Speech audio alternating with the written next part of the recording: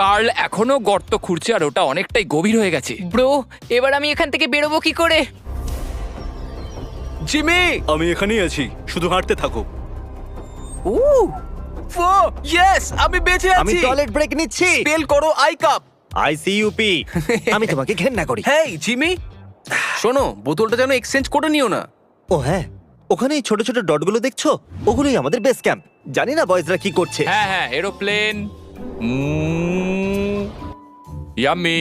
এই গর্তটা আমাদের আশ্রয় দিয়েছে, তো আমাদেরও ওকে কিছু দেওয়া উচিত। জিমি মাউন্টেনের ওঠার সময় আমরা ক্যাম্পটাকে আরো মজবুত করার জন্য দেওয়াল বানাতে পারতাম, ওদের টেন্ট পরিষ্কার করতে পারতাম, আর ওদের জন্য খাবারও বানাতে পারতাম। কিন্তু তার বদলে আমরা এই গর্তটা খুঁড়লাম। আমরা খুবই ভালোভাবে সময় কাটিয়েছি। আমাকে নয়, ওই সুন্দর দৃশ্যটাকে শুট করো। মনে হচ্ছে আমরা কোনো অন্য প্ল্যানেটে আছি। আমি মানতে পারছি না এটা পৃথিবী। মাউন্টেনে চড়তে চড়তে আমি বলছি, শপিফাই কি এমন একটা প্ল্যাটফর্ম যেটা বিজনেস শুরু করা সহজ করে দেয়? শপিফাই আমার ইউটিউব চ্যানেলকে বিজনেসে বদলাতে সাহায্য করেছিল।